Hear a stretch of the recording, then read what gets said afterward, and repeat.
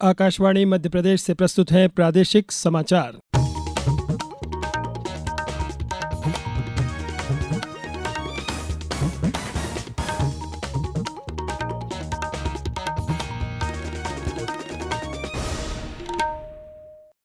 नमस्कार, समाचारों के साथ मैं नवनीत चौबे।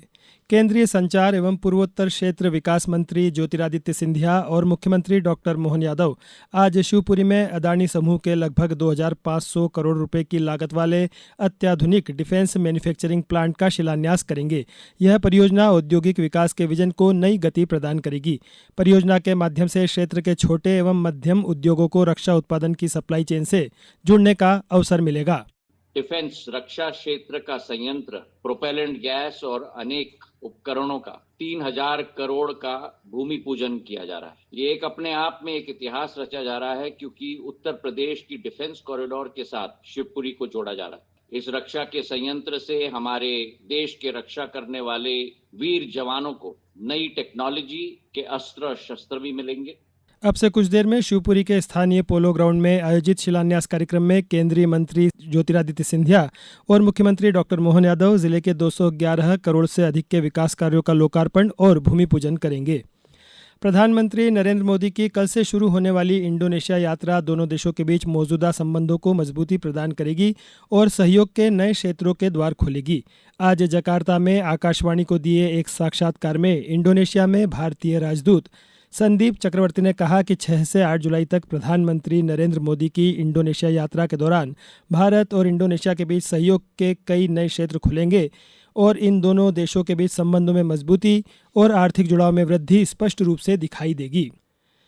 केंद्रीय ग्रामीण विकास मंत्री शिवराज सिंह चौहान ने आभार व्यक्त किया कि विकसित भारत गारंटी फॉर रोजगार और आजीविका मिशन ग्रामीण 2025 1 जुलाई से सफलतापूर्वक लागू हो गया है। मंत्री ने वीडियो कॉन्फ्रेंसिंग के जरिए इस मिशन के अंतर्गत राज्यों के लिए 25,000 करोड़ रुपए की सहायता राशि जारी की। उन्होंने कहा कि इस अधिनियम के तहत अगले 5 सालों में 2,86,000 पंचायतों में 7.5 लाख करोड़ रुपए से ज्यादा का निवेश किया जाएगा। मनरेगा को पूरे देश में लागू करने में 3 साल लगे थे, लेकिन मुझे आप सब पर गर्व है। 1 साल 2 साल नहीं, पहले दिन ही विकसित भारत जी राम जी योजना एक साथ पूरे देश में लागू हो गई। 100 दिन नहीं, अब 125 दिन रोजगार। 5 साल में 7.5 लाख करोड़ से ज्यादा की राशि 2,86,000 पंचायतों में ठीक से लग गई तो गांव संपूर्ण विकसित हो जाएंगे। समृद्ध और विकसित गांव का निर्माण हो जाएगा। सरकार ने तरल प्राकृतिक गैस एलएनजी की आपूर्ति से आपातकालीन पाबंदियां हटा ली है। यह निर्णय पश्चिम एशिया संघर्ष में युद्ध विराम के बाद होर्मुज जलडमरू मध्य से प्राकृतिक गैस की आपूर्ति फिर से शुरू होने के बाद लिया गया है। पेट्रोलियम और प्राकृतिक गैस मंत्रालय ने एक अधिसूचना में कहा कि प्राकृतिक गैस आपूर्ति नियमन आदेश 2026 में संशोधन किया गया है।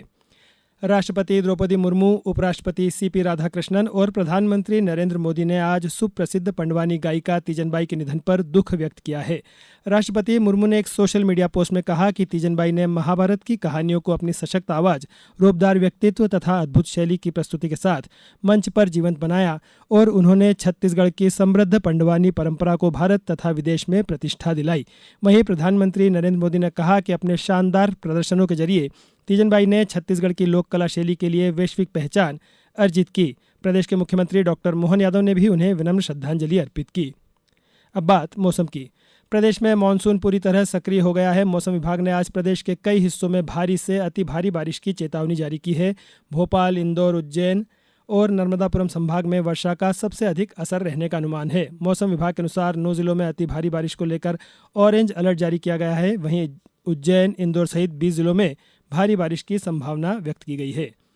पन्ना टाइगर रिजर्व में बाघिन P652 ने 2 नन्हे शावकों को जन्म दिया है। दोनों नवजात शावकों की उम्र 10 दिन के आसपास हो गई है।